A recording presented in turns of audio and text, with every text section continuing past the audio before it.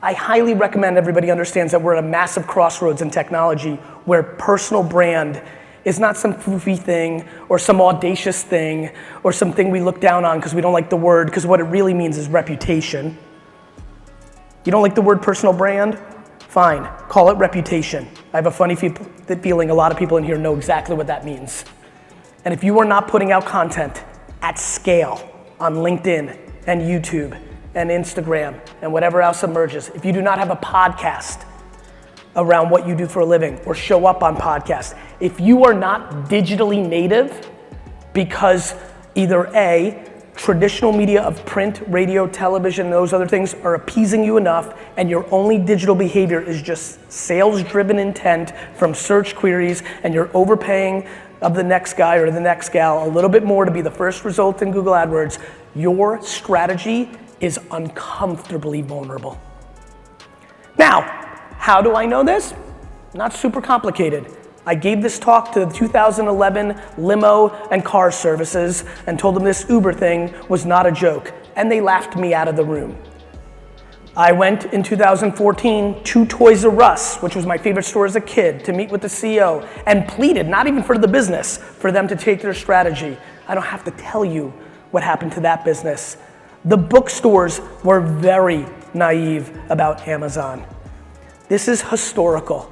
This is not, I'm a prophet, a futurist, I'm not fucking Yoda. I just respect two core things. What customers are actually doing this second, and history always repeating itself. I just don't understand how anybody is not pot committed in a service business predicated on human beings in building awareness around that human being. And that's it. So that's what I think is happening. I couldn't recommend a couple things more. And we're about to do Q&A, so start thinking about questions. Couple things. Number one, when producing content to use it as a lead gen for your business, the number one rule is to do everything reverse of what you're feeling right now.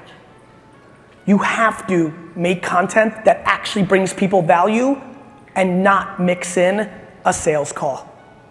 It's very disciplined, it's very difficult. It's why I wrote a book called Jab, Jab, Jab, Right Hook years ago.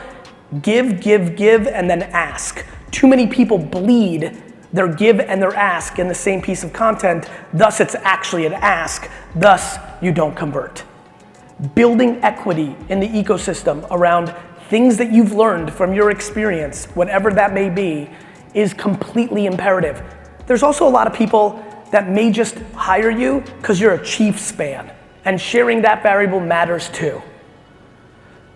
You don't have to. I produce more. How many people here follow me in social at all? So the hands that just went up, thank you. The hands that you may know, nobody produces more content today. They may have got 100 pieces going across 11 platforms, but I share nothing about my personal life. No family stuff. You're fully in control. The machine and algorithm don't take you over. You get to put out what you want to put out. But you have to provide value, not put out a sales call. Number two, you have to be self-aware of how you communicate. There are a lot of people in here that would never put out a video because they don't feel good about the way they look. They're insecure when that camera light goes on. They just don't like it. And that's fine, that's amazing. Not everybody is wildly charismatic and handsome, I get it.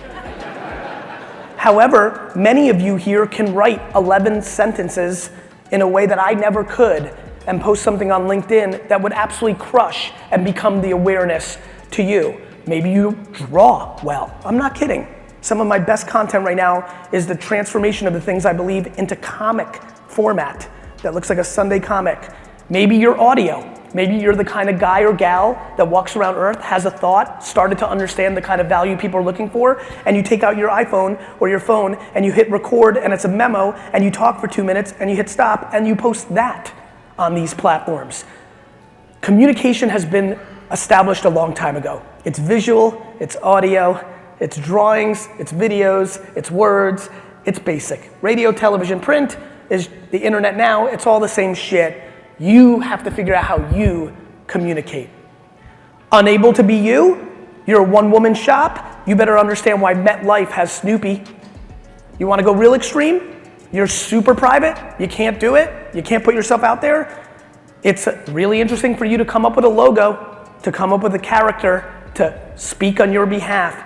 Not building brand on the digital platforms of today is completely unacceptable. And before some classic dog raised their hands and says, Gary, I didn't grow up with this shit, that's why I'm not doing it, I want to remind everybody in this room, none of us grew up with this shit, and more importantly, the customer doesn't care that you were born in 1964, or 1952, or 49, or 92. You didn't grow up driving, you figured it out. I did baseball card shows when I was 13, making $4,000 a weekend. I was the only dealer amongst grown men to spend the first 4 or 5 hours not setting up my table, but walking around and understanding where the attention was going. I would spend a lot of time looking at my table and understanding where to put things because I knew they'd be walking by fast, and could I stop them with a Ken Griffey Jr. or a Michael Jordan or whatever it was. I've been chasing attention my whole life. That manifested when I transitioned into my dad's liquor store business, and it really transformed because I stood behind the register and I watched people walk through the store, and the first impact I had on my dad's business was moving around things. I said, Dad, when people first walk in, we should not have a huge display of $6 stuff. We should have a display of $12. It came natural. It continues to come natural. I have written more books than I've read.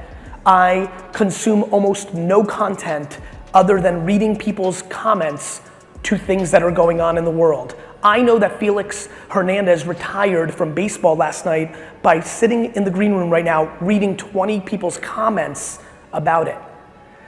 I only care about the end consumer. I only care about the potential customer. And I care about her and his behaviors and attention. I do not care what's currently working for you to get leads. I don't care what's currently working for me to get leads. I'm always putting what's working yesterday through massive friction of, is that behavior best today?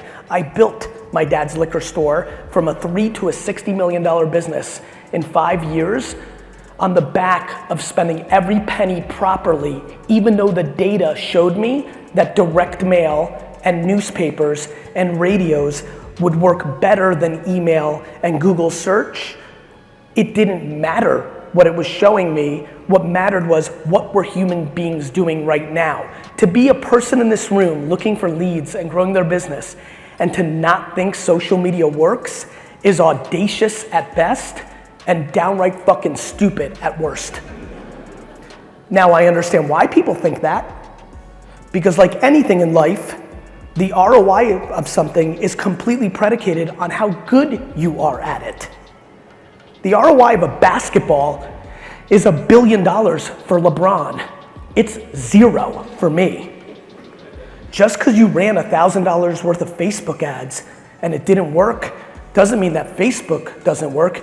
It means that you suck.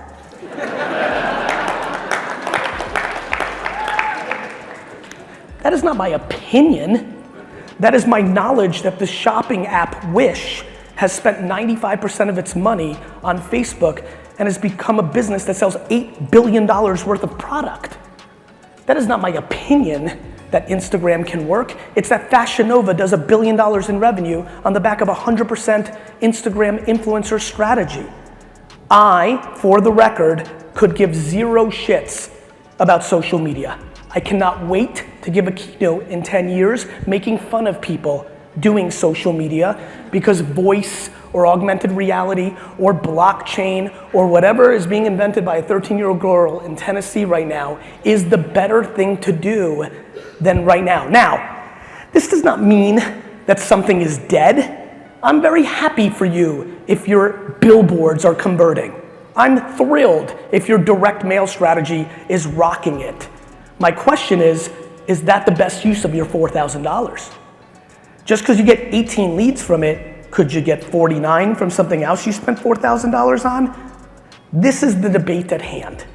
If there is anybody who's confused that this is the single most important thing in our society, then you're just downright confused. Sitting down with people about marketing and communications and business. And they'll spend the first 30 minutes, and it's a little less white hot right now, but the election's not too far away, so it's gonna come up again. But a year and a half ago, I would literally spend the first 30 minutes of a 1-hour business breakfast with the executive telling me that Facebook is terrible, or social media is terrible. It's ruining our democracy, and all this stuff. And like, it literally is all this. And then when we would segue into the normal business, this one meeting sits in my mind. The gentleman is the CEO of one of the major beauty brands in the world. We were talking about makeup. He basically looked me in the face 20 minutes later and said, look, I just don't think Instagram and Facebook can sell makeup. You know, I really believe in Vogue and all this other horse shit. And I said to him, I took a step back, I said, love it, 5 seconds just for myself, because I'm confused here over my scrambled eggs.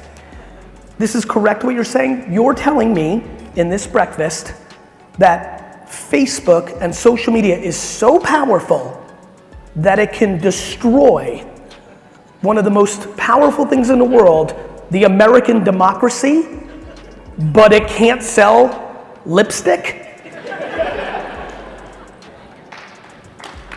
It's real.